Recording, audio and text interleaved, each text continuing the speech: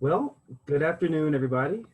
Thank you so much for being here and for this opportunity to talk to you today about relationships and consent and peer pressure. Um, my name is Joey Tucciaroni. I am a clinical psychology doctoral student at ETSU. I'm coming to you live and direct from Gallipolis, Ohio, where I am on internship currently. I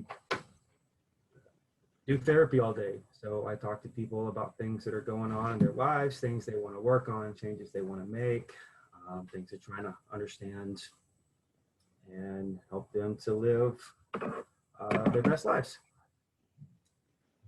Jesse, would you like to introduce yourself? I already did while you were having technical difficulties, but as you can see from our pictures, we have our daughter Millie. She's 4 now, and yeah, so we're in Ohio for some reason, but we live in Johnson City normally. What are you going to talk to us today about, Joey? Let's talk about relationships. Cool. All right. So the term relationship typically refers to the type of connection between two or more entities, but I think it's really important to bear in mind that you also have a relationship with yourself. So as you can see, relationships come in several exciting flavors, such as romantic relationships, friendships, the relationship you might have with your neighbors. There are professional relationships, and importantly, as I mentioned before, the relationship that you have with yourself. So what I want to know from anybody who wants to contribute, what do you think are some common signs of a healthy relationship?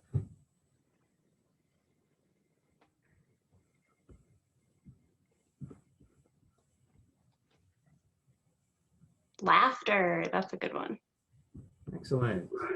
What else?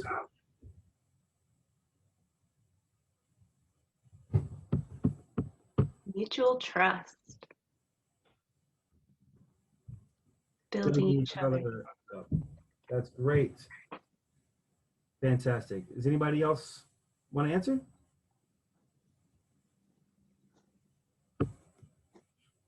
Cool. Well, these are all right. And you're absolutely right. So I'm going to go through a few different elements that you might expect in a healthy relationship. The first one I want to talk about is open communication. So in any healthy relationship, communication is safe. It's safe for everybody involved to speak their truths, to communicate their needs, to express their feelings, and to communicate and establish their boundaries, etc. In addition to that, we all listen to each other. Listening is important. Validating each other's emotional experience is important in a healthy relationship. It's okay to have different opinions, right? We're not always going to agree on everything. Different opinions are not met with disrespect, judgment, punishment. Rather, people listen to each other and then share their own perspectives on things, exchange ideas. And importantly, communication is reciprocal. People talk to one another. That communication goes both ways. So it's not just one person doing all the communicating, it's shared. I think we can agree that an essential part of a healthy relationship is trust. And so with trust, you've got to have honesty, and that honesty has to be consistent. And also, you're safe in that relationship. You trust other people in that relationship not to hurt you, rather, either physically or emotionally or otherwise. Once you've established your boundaries, you know that those boundaries can be respected and honored. So you trust other people in that relationship with those boundaries. You trust people in a healthy relationship to protect and respect your privacy. So you can talk about things that are very personal. They'll keep your secrets for you. And emotional vulnerability is safe in a trusting and healthy relationship. Not only is it safe, but it's encouraged. And people are willing to be emotionally vulnerable with you. to let you know what's really going on with them. I think an often overlooked sign of a healthy relationship is that everybody in it gets to maintain their own personal identity. So you're not surrendering yourself to a relationship. Neither you nor your self-esteem are defined by the relationship. You are still you, an individual who is participating in the relationship. So your growth, your interests, passions, your path, those are still yours to pursue. And that goes for everybody in the relationship. And that what this means is that, while interdependence or mutual support, these are healthy things, you and everybody else in the relationship get to maintain your autonomy. That is your personal agency. And you are allowed to change. You're allowed to grow. You're allowed to become and to explore also within a relationship. So in that regard, participants in a relationship, they see each other and care about each other as individuals, not these ideas about what you're supposed to be. So you don't get pigeonholed. You're not told that you have to be this one thing for the rest of your life. You're allowed to grow and emerge and blossom and develop. Finally, time apart is permissible. It's encouraged. It's important to give each other space to do that growing, to do that exploring, to do that being, or just to have a break, just to have time to yourself. Some more signs of a healthy relationship: playfulness. You got to make time for laughter and playing and fooling around and kidding and just having some lightheartedness. I don't know if any of y'all noticed, but these are some heavy times.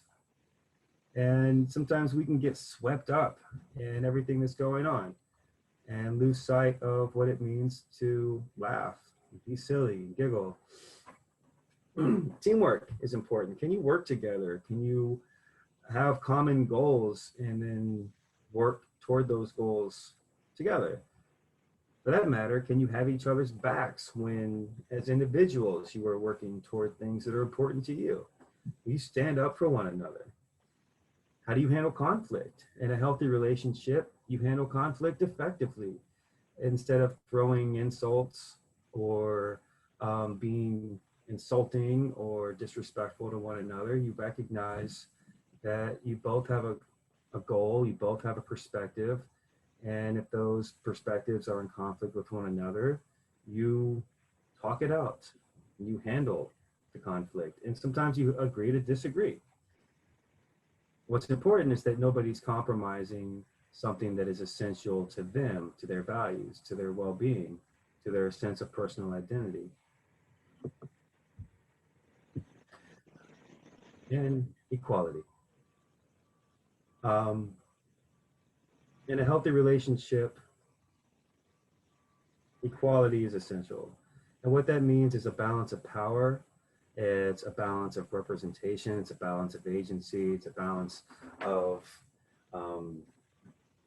making decisions that affect the relationship, making decisions that affect yourself. So everybody in that relationship, if there's equality present, are making empowered choices about the relationship and about their roles within it. Thanks, Dowie. So now, understanding healthy relationships, we can flip it and think about unhealthy relationships as well. So some red flags that you might notice that even if a relationship is healthy to start, they might pop up later as you both grow and develop and find yourselves. So some of these emotional red flags. So you can ask yourself, does being around this person genuinely bring you joy and comfort? Or do they make you feel bad about yourselves?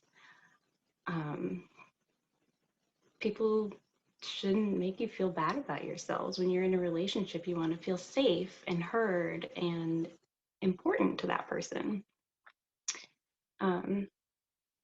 Next slide, please. And so some behavioral red flags. Do things that hurt you make you feel unsafe or isolated? And are your boundaries respected? Are you able to communicate about these boundaries? Do they bully, pressure, coerce you into things? And next slide.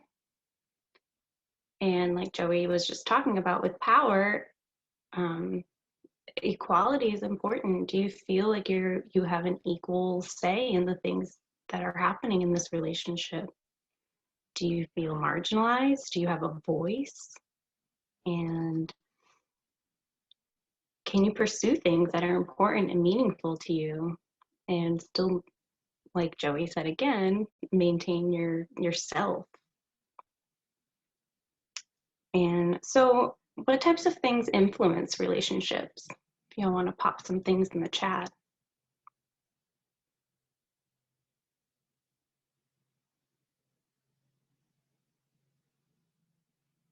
Friends, oh, power, status, peer pressure, personality types, parents. Yeah, so personality types, that's a good one. Like just because maybe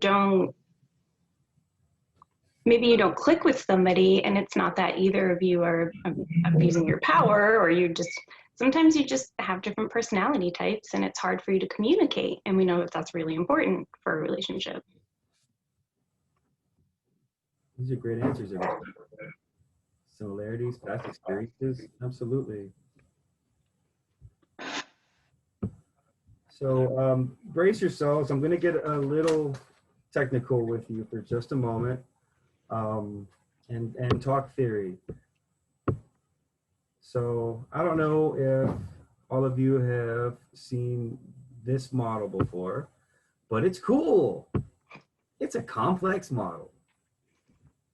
And now that I'm seeing it full screen, I've noticed it, and I didn't make that, so I'm not taking the blame here, but somebody misspelled individual there in the center. So forgive them, forgive me. What you're looking at here is Brenners' bioecological theory.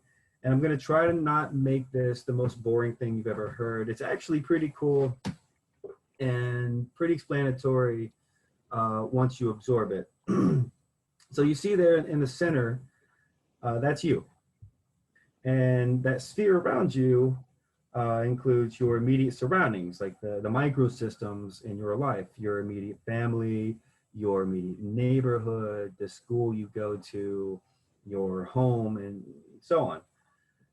Beyond that are the links between those microsystems out there in the mesosystem. And so say the link between your neighborhood and your school, for example, or your home and your school, your family and your school. Now out in the exosystem are the links between, or those are the environments that you don't actually participate in, but which directly affect you. So that would include your parents' workplace, mass media, the kinds of services that are available in your community. You don't actually do anything with those. You're not there for that. Nevertheless, those things have an impact on your life. And in the outer rim, we find the macro system. So that would be the widely shared cultural values, beliefs, customs, and the laws that shape the society that you live in. The importance of this, the significance of this model is that human development is influenced by the transactions between these spheres. Those interactions and influences occur both within those spheres and between them. And at each level, we can observe power dynamics. And so let's take a pause to note that some groups have more influence than other groups over things like, say, the dominant culture and the laws that shape your society. And that disparity of power and influence is apparent at each level, and both within these levels and between these levels. So those who have more power tend to exert more influence and more control within and between these spheres. Power equals privilege, and privilege filters its way through legislation, through the media, through institutions, through systems, social hierarchies, and we can see this play out in interpersonal relationships. So take like a friendship or a romantic relationship, for example, that a relationship between individuals may easily reflect an imbalance of power that is apparent. It reflects a wider imbalance of power. And this matters, right? Because a power imbalance within a relationship can result in disproportionate pressure or control over what you do, your behavior, over the choices you can make for your life, over the flow and quality of information that is available to you, over the kinds of social supports that you have access to, and over the different ways that you express yourself.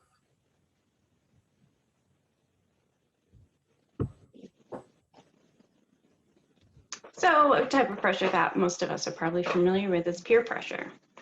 And so we know that that can be spoken or unspoken.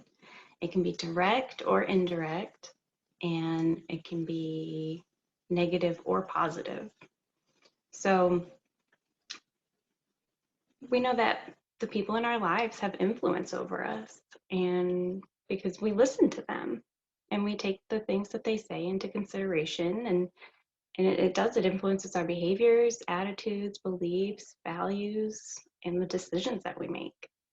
So dominant social groups may leverage privilege to define normal, but I hate the term normal. There's so I don't know. I'm not going to get into that. So yeah, a lot of times we feel pressure to conform to something that many people believe should be the way that it's always been, maybe. But again, it's important to stay true to yourself and take all these influences in and consider them, but think critically and make the decisions that are best for yourself.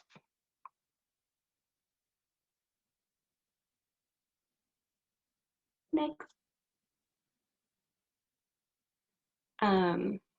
So consent. One of our favorite acronyms for consent is FRIES. So we know that consent is essentially permission for something to happen. It's an agreement. But without these FRIES, you're not actually giving consent. So consent should be freely given. It's reversible. You can say that you are okay with something, but you are free to change your mind at any moment. And other people are as well. And it should be informed. So you should know what you are consenting to. And Joey's going to get a little more into that in a minute. It should be enthusiastic. You shouldn't have to pry consent out of anybody. They should be excited to do whatever it is that you're talking about. And it should be specific. So you're only consenting to the things that have been communicated about. It doesn't mean just because you did this one thing, you're probably into this other thing too. You consented to the one specific thing, and you can have another conversation if you'd like to introduce something else. So, right, consent is communicated. It's not implied or assumed. So you have to be sure that you are communicating that you do want to do something, or listening that somebody actually does want to do something. And if you're unsure, just ask. You're like, are you sure you want to do this? And that gives the other person a chance to talk about the reservations they might have about it, or just to keep that communication going. So, can someone who's being pressured truly give consent?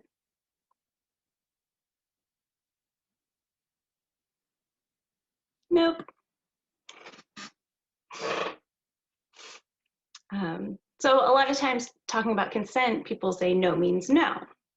But there's a lot of nuance with that, just because if someone's not saying the word no, it's sometimes implied as a yes. But again, if you're unsure at all, just ask and make sure you have a yes, an enthusiastic yes.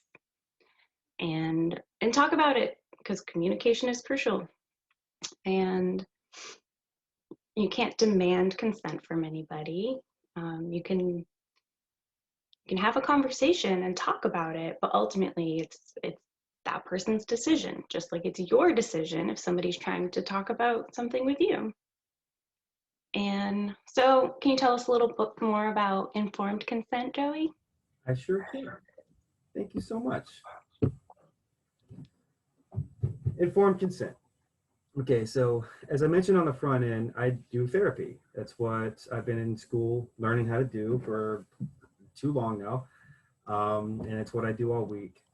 And the first thing that I'm concerned with when I meet a new client or patient is how I'm going to form a relationship with that person. So that is the nature of therapy. I make relationships with people, and oftentimes those relationships are very intense and feature moments of great vulnerability and the disclosure of very personal, sometimes painful experiences and emotions. Not everybody knows that on the front end. So what I'm trying to do with somebody is not just establish a healthy relationship, but to model what a healthy relationship is. And so my first order of business after I greet them for the first time is to sit down and inform them about what they can expect, to elicit information about what they expect, and we have a frank conversation about what we don't expect. And in this sense, I present a document that details all of this, and we talk about it. And in the end, I ask them to consent to the terms of the relationship that we are going to have. The important thing here, and this is called an informed consent document. The important takeaway here is that everything that we're going to do in that room is established, and that's a living document. It's not carved in stone. It is subject to change. They have the freedom to withdraw that consent at any time, but it's essential to me that they, whatever it is that they're consenting to, they know what it is that they're consenting to. So I have to be very direct, very thorough, very deliberate about what I'm telling them, so that when they do consent, it's an authentic consent. Because you can really only truly agree to something if you know and they're informed about that which you're consenting. And why is this important? Because it's a matter of personal agency.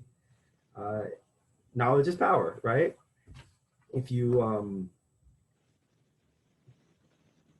one of the things I'm striving to do is to empower people.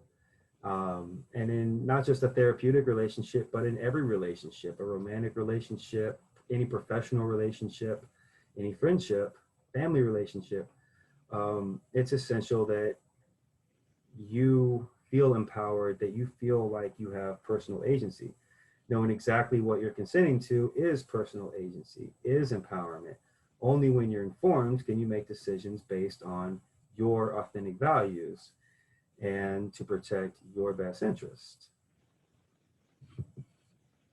So, to summarize, a healthy relationship is one that is free of pressure and coercion, that encourages your growth as an individual, that is empowering and supportive, that is validating, one where you feel safe and there's trust and there's equality, and that emphasizes consent. Jesse, do you have anything to add to that? Or am I missing anything? No, I think that's pretty much it. But I did want to mention just like the type of clinical relationship that you have with your clients. It's really like clinical. like I just said. Like there's documents and it happens quickly because you only have so long with this person, but it still follows the same formula as all of our other relationships. They just take a little more time and effort to essentially come up with those documents verbally, and it's just cool to think about the same type of formula for every single relationship. No, you're right. Um, People come to see me, and it's a very deliberate thing. They're there for a reason.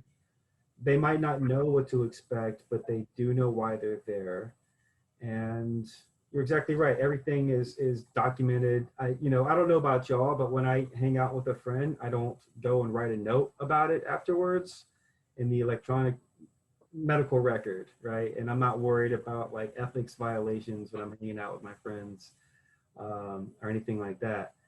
So I mean, it's a highly structured relationship in which everything that I do is very deliberate, and for that matter, it's a very one-sided relationship. I know so much about my clients because I'm trying to create a safe space where they feel comfortable and in control, where they can be vulnerable, where they can be forthcoming.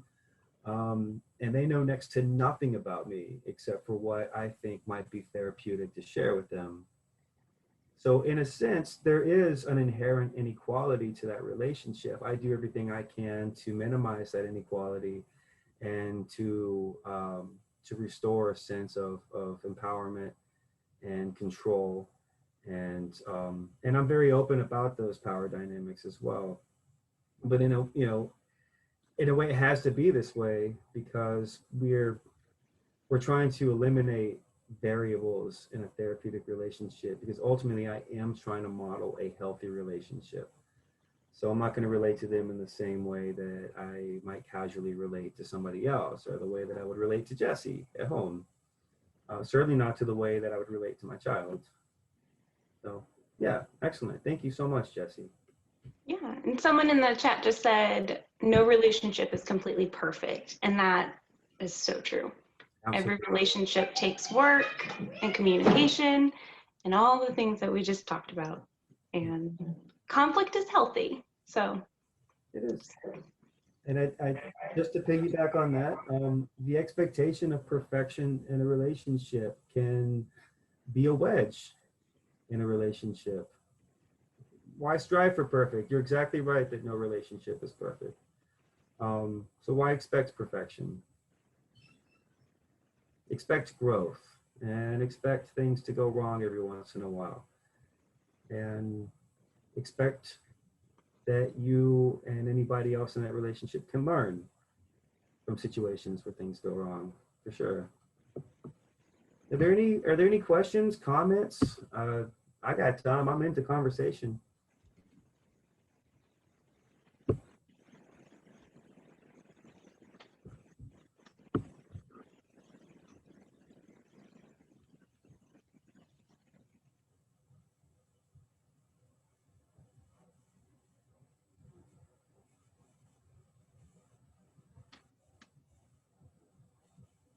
And if not, that's cool too.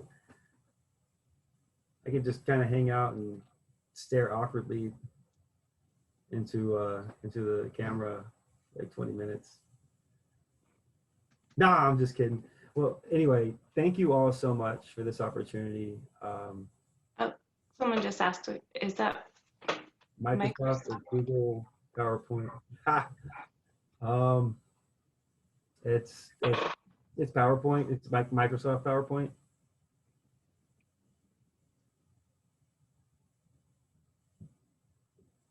It's, it's what came on the computer. It's what I had. Um, I don't know. I haven't really experimented with anything else. It's just, but thank you. All right. Well, again, thank you, Jesse, for helping me out with this, and thank you all for being rad, and thank you, Jillian, for this opportunity. This was a blast, and I hope you all have a great day. I emailed Jillian a kind of a relationship workbook that you might be interested in working through. It's just various kinds of worksheets to help you conceptualize the relationships in your life, and maybe to critically evaluate them to see if they're working for you.